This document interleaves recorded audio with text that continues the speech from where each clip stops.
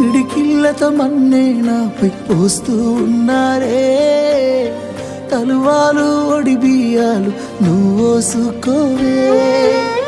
ఈ మన్ను పరుపులనే పడుకుంటున్నానే. ఆ పూల పరుపులను హాయిగా నిదరోవే. పైసా పైసా అన్నాడు గదనే నిన్ను గన్న నాన్న. ఆఖరికి కురిసేది ఆటన సిక్కల ఆనా. పరుగు పరుగు అంటూ తీస్తిరిగదనే పరుగు. పానం పోయినంక మోగేదే డప్పుల దరువు. ఉండదనికే హాని పిల్ల పాపాలతోని హాయిగా బతుకేను వందేళ్ళు.